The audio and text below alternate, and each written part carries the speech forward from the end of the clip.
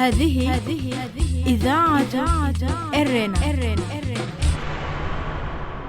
المستمعات الكريمات والمستمعين الأكارم متابعي إذاعة إرنا حيثما كنتم وحيثما يصلكم بثنا، أهلا ومرحبا بكم في مستهل البرنامج العربي لهذا اليوم الجمعة 3 من أبريل. كما عودناكم مستمعي ومستمعات الأفاضل، نستهل برنامجنا معكم ابتداء بنشرة للأخبار، ثم نقدم لكم إعادة لحلقة من برنامج متابعات، وفيها يلتقي الأستاذ أحمد شريف مع الشاعر الأستاذ والمحامي عبد القادر محمد هاشم. قبل ذلك مستمعي ومستمعات الأفاضل، يقدم لكم نشرة للأخبار فيما يلي أبرز عناوينها. السفارة الإريترية في الرياض تفرض تبرعات إلزامية على المواطنين.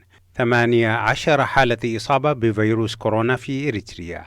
الأمين العام للأمم المتحدة يؤكد بأن وباء كورونا يمثل أهم تحد للبشرية بعد الحرب العالمية الثانية، والإرشادات اليومية للوقاية من الفيروس. كانت مستمعي ومستمعات الأفاضل تلكم عناوين النشرة، وإليكم تفاصيلها من إذاعة إرنا. هذه إذاعة إرنا. بعد الدعوة التي وجهتها القنصلية العامة لدولة إريتريا في جدة الأسبوع الماضي للمواطنين الإريتريين للتبرع بغرض مكافحة فيروس كورونا في إريتريا، قامت السفارة الإريترية في الرياض بفرض تبرعات إلزامية على المواطنين. وتفيد مصادر موثوقة لإذاعة إرنا بأن قنصل دولة إريتريا في الرياض ويني غارزغير طلبت من الجالية الإريترية والاتحاد الوطني للمرأة الإريترية واتحاد الشبيبة واتحاد أصحاب المهن الطبية واتحاد سائقي صهاريج الصرف الصحي والمدرسة الإريترية العالمية بالتبرع للمجهود الوطني لمكافحة وباء كورونا في إريتريا. بناء على ذلك تبرع اتحاد المرأة بمبلغ 10,000 ريال، إضافة لتبرع كل عضو بما لا يقل عن 100 ريال. وتبرعت الجالية بمبلغ 10,000 ريال والمدرسة بمبلغ 5,000 ريال، وتمت مخاطبة أولياء أمور الطلاب كذلك بالتبرع في هذه الحملة. وتشمل الحملة كذلك اتحادات الجبهة الشعبية في الرياض، ولم تحدد هذه الاتحادات واتحاد الشبيبة إضافة للاتحادات الأخرى المبالغ التي سوف تساهم بها.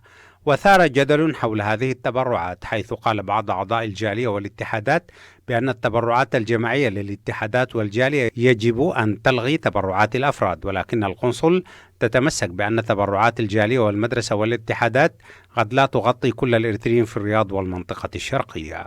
الجدير بالذكر بأن التبرعات تأخذ صبغة إلزامية لأنها مرتبطة بتقديم الخدمات للسفارة، حيث يسأل كل مواطن عند طلبه لأي خدمة من السفارة عما إذا كان قد دفع التبرع المطلوب أم لا، وفي حال التأكد من عدم دفعه للتبرع يمنع من الخدمة المطلوبة. وتتزامن هذه الضريبة الجديدة مع الإجراءات المتعلقة بتجديد الإقامة في السعودية، والتي تكلف الأسر أموالا لا طائل لها بها. ذكرت وزارة الصحة الإريترية في بيان لها بأن عدد الحالات المسجلة لمرض فيروس كورونا وصلت إلى 18 حالة، من ضمنها حالة لطفلة تبلغ من العمر 13 عاما، وأنها التقطت العدوى من أمها القادمة من الخارج. وفي نفس الوقت الذي أصدرت فيه السلطات أمرا ابتداء من أمس الخميس بالبقاء في المنازل، بينما سمحت لقطاع الخدمات والبقالات ومصانع إنتاج الأغذية بالعمل، بينما منعت الصلوات الجماعية في الكنائس والمساجد. نقلت BBC عن الأمين العام للأمم المتحدة أنطونيو غوتيريز قوله أن فيروس كورونا هو أكبر تحد يواجهه العالم منذ الحرب العالمية الثانية.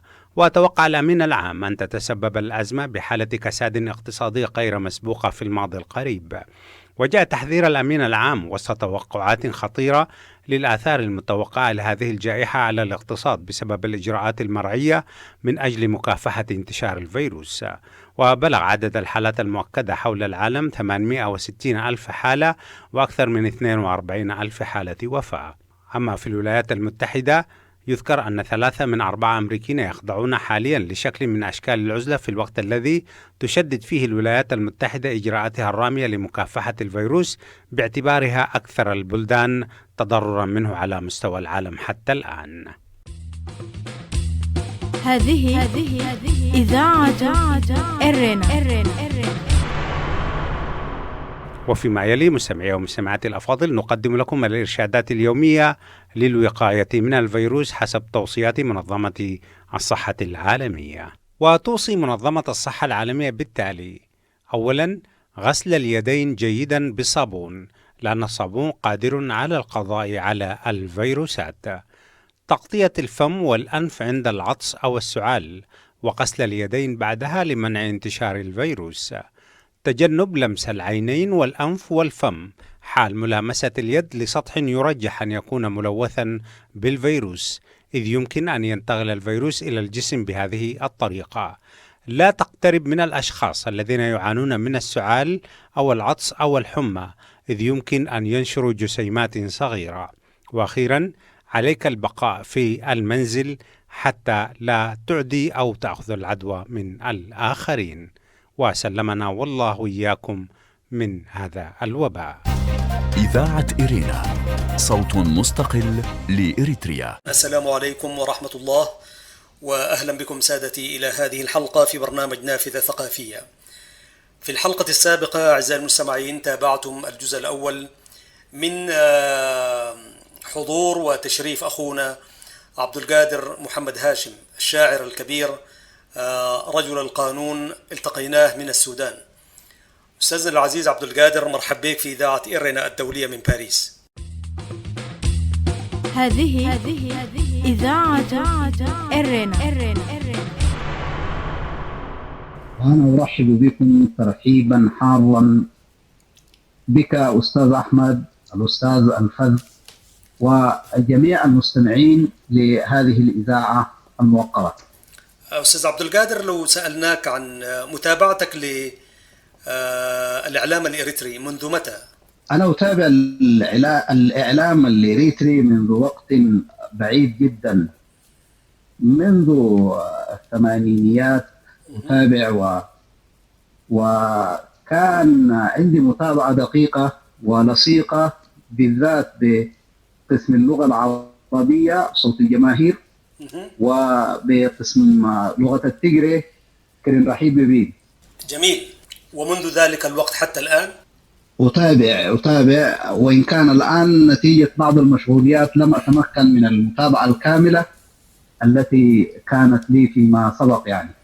طيب أستاذ عبد القادر، من خلال متابعتك للإعلام، لأنه المنتوج الإريتري المكتوب باللغة العربية يعني ما في مراصد للنشر كثير، يمكن كانت إذاعة صوت الجماهير والتلفزيون والصحيفة واحدة من المصادر للنشر وكده. متابعتك لما يكتب باللغة العربية من أشعار، كيف يمكن قراءته؟ أستاذ أحمد، كما أسلفت المجال فيه تضييق لما يكتب باللغة العربية أو لما يبث باللغة العربية، والملاحظ حتى صوت الجماهير القسم العربي كبقية الأقسام لا يتجاوز زمنه اليسير، النزر اليسير. نعم. وكذلك صحيفة صوت إريتريا الصادرة باللغة العربية، صحيفة إريتريا الحديثة. صحيفة إريتريا الحديثة. نعم. ولكن مع هذا كله فالصوت صوت اللغة العربية الذي يعبر عن العروبة ما زال متاحا بعض الشيء، وإن كان دون ما هو مطلوب في تقديري. نعم. طيب، في نفس الوقت أستاذنا عبد القادر محمد هاشم الشاعر الكبير، ما ينشر لأبناء شرق السودان في الصحف السودانية، وهذا ما يجرنا للحديث عن الشعر لأبناء البجع عموما، هل يرضي الذائق المتلقية مثلا؟ لا يصل درجة الرضا الكامل والمطلوب، وإن كان هو أيضا نقول شيء من لا شيء، خاصة ما نقرأه ونجده في الصحافة السودانية عن إريتريا ليس بالقدر المطلوب. ومع أن عوامل الجيرة وعوامل التداخل بين البلدين وبين الشعبين يتطلب أن تكون اللغة العربية التي تعبر عن إريتريا وثقافتها وعروبتها وشعبها أن تكون بمستوى أوسع مما نشاهده ونراه يعني. نعم نعم نعم، وهي طبعا أسباب كثيرة جدا جدا. طيب هل اطلعت على دواوين شعرية إريتريا؟ إذاعة إرينا، صوت مستقل لإريتريا. اطلعت على بعض الدواوين للأستاذ عبد الرحمن سكاب رحمة الله عليه. نعم. رحمة الله عليه. وطبعا ما كتبه الأستاذ كجراي الفنان المعروف المشهور الذي عبر كثيرا عن نضال إريتريا ومعاناتها في فترة الاستعمار، والذي تغنى ببعض كلماته وببعض قصائده الأستاذ إدريس محمد علي الفنان العملاق إمبراطور الفن الإريتري، فك الله أسره. نعم نعم نعم. طيب وماذا عن الشاعر مثلا شاعر الشرق، شاعر الحراز كما يحلو لنا أن نسميه الراحل المقيم الأستاذ بابكر عوض الكريم؟ نعم والله يعني له قدح معلى فيما تغنى به لإريتريا وما قدمه، وهذا يعبر كما أسلفت يعبر عن العلاقة الوثيقة بين إريتريا والسودان كشعبين وبلدين متجاورين بينهما كثير من الأواصر والوشائج. نعم. طيب بهذه المناسبة أستاذنا الشاعر الكبير عبد القادر، هل تسمعنا نص كده من الشعر الجميل عندك؟ نعم. تحية أيها الوطن، وطن الإباء به الجنان معلق، والمجد في تلك الربا يتألق. إني أرى أوطان غيري يدونه، من ذا ينافس موطني ويسابق. ليس الثرى مهما يكن متطاولا، شأوى الثريا المعتلية يلحق. يا أيها الوطن الحبيب تحية، من واله يهوى رباك ويعشق. يا من تأصل في النفوس غرامه، فقلوبنا دوما بحبك تخفق. المؤمنون الأولون أجرتهم، وأضفتهم تسمو بذاك وتسمق. فسبقت يثرب للصحابة مؤويا، ورنوا إلى عدل بأرضك يشرق. وبنى مليكك ملكه بعدالة، والحق في أرض العدالة يألق. رجع الطغاة القهقرى لما رأوا طغواهم حتما بعدلك تزهق. وبصدق أرضك قد منحت شهادة بفم الرسول، ومن لدنه توثق. ولأن شعبك من ترابك أصله، فخصاله صدقا تفوح وتنطق. ولقد غزانا المجرمون تعديا، وقد اشتروا كذبا لذاك ولفقوا. قد ساءهم أن تستقل بلادنا، فتقصدوا كل البلاد وأحرقوا. ونجوسهم بدأ الجرائم ناقضا كل العهود، وما نهاه الموثق. المجرمون يجاهرون بجرمهم، ما دامت الدنيا بهم تترفق. غصب النجوس بلادنا. أستاذ أحمد. نعم نعم تفضل. اسمح لي بس معلش اقطع القصيده هنا، ان شاء الله نواصل فيها مره جميل أخرى. جدا جميل جدا، والله احسنت وصح لسانك كما يقال. وحقيقه هل القصيده دي على بحر الطويل؟ نعم، لا البحر الكامل. البحر الكامل سوري، البحر الكامل. والبحر الكامل نعم، طبعا البحر هو الكامل. نعم. من اصعب البحور. علاقتك بالعروض ايش استاذ عبد القادر؟ استاذ انا العروض يعني ما تعمقت فيه كثيرا، ولكني لي فيه بعض الإلمام.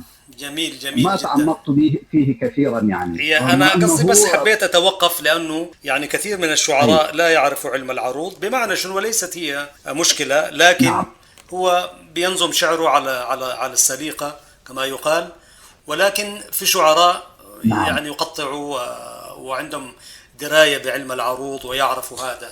وهذه قصيدتك الجميلة نعم. المعبرة القوية ذكرتني بقصيدة أنا حاولت يعني أرثي فيها أستاذنا فراج الطيب السراج رحمة الله عليه، وكنا في إريتريا ساعتها عندما توفي نعم. وبقول يعني أقلب طرفي في الخيال وأرمق بشعر فصيح عن لساني ينطق. بليت به دهرا مشوقا مولها، ويزداد لهفي كلما لاح بيرق.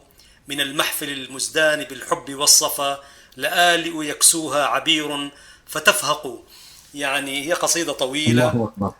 فذكرتني هذا بذاك. أستاذ عبد القادر، نعم إن شاء الله تمتعنا بهذه القصائد، وقصائدك قصائد رفيعة وراقية جدا. وأنا قرأت لك قصائد في بعض المواقع الإلكترونية، في موقع وكالة زاجل قرأت لك قصيدة عصماء وقصيدة عذبة ومعبرة وعميقة جدا يعني. لك الشكر يا سيد الكريم. طيب، بهذه المناسبة أستاذ عبد القادر، نعم. علاقتك بالشعر الغنائي، هل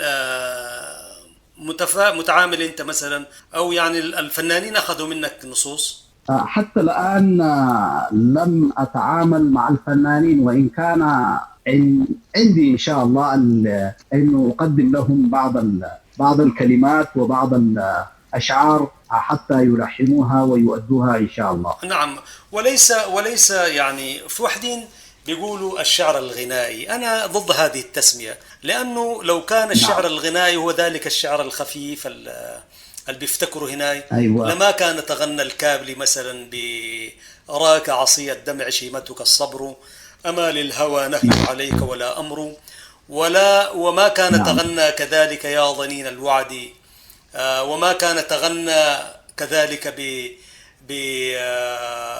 بكثير من الأشعار. يعني حتى كان يعمل رميات من قصائد المتنبي يعني. فأنا أعتقد، فهل أنت مع مدرسة من يقول القصيدة الغنائية؟ لأنه أصلا الشعر هو غناء أيا كان ذلك الشعر. نعم. فعايزين إفادتك في الحتة. وأنا أستاذ أضم إليك صوتي في هذا المشرب الأدبي، أن الشعر كله غناء. وإذا رجعنا إلى أصله اللغوي وإلى الكلمة في الأصل، الغناء يعني من الغنى، والشعر يغني الإنسان بمراميه ومقاصده وأهدافه ومعالجاته. نعم. ولذلك كل الشعر أعتبره غناء يصلح لأن يكون غناء. ما في شك، بس تحتاج إلى قامات صوتية وغنائية بمستوى الشعر المقدم وليس إلا. وكثير كمان حتى في الفن المصري، الفنانين المصريين تغنوا بالأشعار القصائد الكبيرة، شفت كيف؟ وزي ما أنت عارف، أم كلثوم مثلا، أم كلثوم على سبيل المثال. أيوة، نعم، تغنت بقصائد أحمد شوقي عليه رحمة الله. نعم. وأحسب أنها تغنت بقصيدته التي مدح بها الرسول عليه الصلاة والسلام: ولد الهدى فالكائنات ضياء. نعم. وقصيدة الهادي آدم: غدا ألقاك، صلى الله عليه وسلم. طبعا غدا ألقاك للشاعر الكبير الهادي آدم. يعني هذه قصيدة من القصائد العصماء. وحتى عبد الحليم حافظ كمان تغنى بقصائد كبيرة. وحتى في قصائد التفعيلة القوية جدا جدا كقارئة الفنجان وغيره. طيب أستاذنا، يعني النسق الذي تكتب به الشعر، هل هو الشعر تكتب بشعر التفعيلة مثلا، ولا هو الشعر أنا بكتب بشعر التفعيلة حتى الآن، وعندي محاولات أكتب بما يسمى الشعر الحر ومن خلال قراءاتي، ولكن حتى الآن أنا ما زلت مستمرا في الكتابة بالتفعيلة فقط. ما هو الشعر الحر في تعريفك؟ أستاذ أحمد، باعتبار أنه هذا التعريف يحتاج إلى تخصص، لكن فهمي له أنه لا يتقيد ولا يكون في ضبط التفعيلة فقط، وإنما يكون متحررا من ضبط التفعيلة. طيب، هل سمعتنا نص آخر أستاذنا العزيز عبد القادر محمد هاشم؟ أستاذ، الآن أنا طبعا معتمد على القصائد موجودة في التليفون زي ما قلت لك قبل قليل يعني. نعم. فهو نافذة البطارية. نعم. ولذلك إن شاء الله يعني نؤجل القصائد لوقت آخر إن شاء الله. مشكلة التكنولوجيا، ولا يهمك أستاذ عبد القادر. طيب، هل أنت من الناس من الشعراء الذين يحفظون أشعارهم؟ بالعكس، أنا أستاذ المسألة دي ما موفق لها، رغم أنه يعني الحمد لله عندي العديد من القصائد في مختلف المواضيع ومختلف المجالات، نعم. لكن يعني لا أستطيع أن أحفظ قصيدة واحدة من قصائدي كاملة. لا طيب، تذكر أبيات كده معينة ممكن تذكر لنا فيها في بذكر الأخوات؟ أذكر أبيات كده اذكر لنا أبيات. ولكن الآن القصيدة اللي كنت يعني أقولها، سبحان الله يعني أستاذ معلش بس الاستحضار ده باقي لي صعب شوية. عن إريتريا، ولا يهمك ولا يهمك. طيب مدينة في الخاطر يا أستاذ عبد القادر كتبت عنها، حتى لو ما قرأنا عنها، يعني مثلا كتبت عنها وهي في الخاطر دوما، أي مدينة غير كسلة طبعا؟ والله أستاذ كتبت عن أسمرة. طيب ماذا تذكر؟ معلش ما دام دخلت لنا أسمر. برضو إن شاء الله أنا خليني للحلقة الثانية إن شاء الله يعني أجهزها وأقدم هذه القصيدة. جميل إن شاء الله. لأن أنا أريدها أن تكون كاملة وزاهية بحيث لا أختزل منها شيئا إن شاء الله. والله أستاذ أنا إن شاء الله هذه القضايا كلها أجمعها إن شاء الله. جميل. هذه إذاعة إرنا. من القصائد الأخيرة هذه القصيدة كتبتها بمناسبة الأحداث في الشرق وفي السودان بصفة خاصة وكذا يعني. طيب نحن سنستمع إليها في الحلقة القادمة إن شاء الله أستاذنا عبد القادر، لأنه الزمن أدركنا الآن ولا أملك. نعم. سيد الكريم. نعم. وشاعرنا الكبير الأستاذ عبد القادر محمد هاشم. ونحن طبعا إن شاء الله في الحلقة القادمة سنبدأ بقصيدة بور سودان، لأننا هكذا نمتد في كل الاتجاهات. وفي الختام سعدت بلقائك كما سعد بلقائك كل المستمعين والمستمعات، وإن شاء الله سنلتقي بك في الحلقة القادمة بإذن الله. كان معكم سيداتي سادتي الشاعر الكبير الأستاذ عبد القادر محمد هاشم من السودان، وكنت معكم في إدارة الحوار وتقديمه محدثكم أحمد شريف. تحياي وتحيانا جميعا والزملاء فتحي عثمان وبنيام سمعون. السلام عليكم ورحمة الله وبركاته. إذاعة إرينا، صوت مستقل لإريتريا. المستمعات والمستمعين الأفاضل، أهلا وسهلا بكم مجددا. وقبل نهاية فقرات برنامجنا أقدم لكم موجزا لأهم ما ورد في صدر نشرتنا الإخبارية. السفارة الإريترية في الرياض تفرض تبرعات إلزامية على المواطنين بعد الدعوة التي وجهتها القنصلية العامة لدولة إريتريا في جدة الأسبوع الماضي للمواطنين الإريتريين للتبرع بغرض مكافحة فيروس كورونا في إريتريا. قامت السفارة الإريترية في الرياض بفرض تبرعات إلزامية على المواطنين. وتفيد مصادر موثوقة لإذاعة إرينا بأن قنصل دولة إريتريا في الرياض ويني غاريزغير طلبت من الجالية الإريترية والاتحاد الوطني للمرأة الإريترية واتحاد الشبيبة واتحاد المهنة الطبية واتحاد سائقي سهاريج الصرف الصحي والمدرسة الإريترية العالمية بالتبرع للمجهود الوطني لمكافحة وباء الكورونا في إريتريا. 18 حالة إصابة بفيروس كورونا في إريتريا حتى الآن. ذكرت وزارة الصحة الإريترية في بيان لها أمس الخميس بأن عدد الحالات المسجلة لمرض فيروس كورونا وصلت إلى 18 حالة، من ضمنها حالة لطفلة تبلغ من العمر 13 عاما التقطت العدوى من والدتها القادمة من الخارج. الأمين العام للأمم المتحدة يؤكد بأن وباء كورونا يمثل أهم تحدي للبشرية بعد الحرب العالمية. قال الأمين العام للأمم المتحدة أنطونيو غوتيريش أن فيروس كورونا هو أكبر تحدي يواجه العالم منذ الحرب العالمية الثانية. وأتوقع الأمين العام أن تتسبب الأزمة الحالية بحالة كساد اقتصادي غير مسبوقة في الماضي القريب. وجاء تحذير الأمين العام وسط توقعات خطيرة للآثار المتوقعة لهذه الجائحة على الاقتصاد بسبب الإجراءات المرعية من أجل مكافحة انتشار الفيروس. كان هذا مستمعي ومستمعات الأكارم موجزا لأهم ما ورد في صدر نشرتنا الإخبارية لهذا اليوم. وفيما يلي نقدم لكم إعادة للإرشادات الطبية للوقاية من الفيروس حسب توصيات منظمة الصحة العالمية. هذه إذاعة إرنا. وتوصي منظمة الصحة العالمية بالتالي: أولا، غسل اليدين جيدا بالصابون لأن الصابون قادر على القضاء على الفيروسات. تغطية الفم والأنف عند العطس أو السعال، وغسل اليدين بعدها لمنع انتشار الفيروس. تجنب لمس العينين والأنف والفم حال ملامسة اليد لسطح يرجح أن يكون ملوثا بالفيروس، إذ يمكن أن ينتقل الفيروس إلى الجسم بهذه الطريقة. لا تقترب من الأشخاص الذين يعانون من السعال أو العطس أو الحمى، إذ يمكن أن ينشروا جسيمات صغيرة.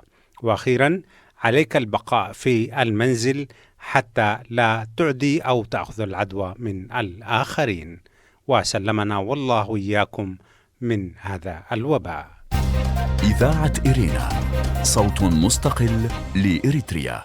وفي الختام مستمعي ومستمعاتي الأفاضل، لا يفوتني أن أذكركم بأنكم يمكنكم الكتابة إلينا والتواصل معنا على البريد الإلكتروني arabicirena@gmail.com.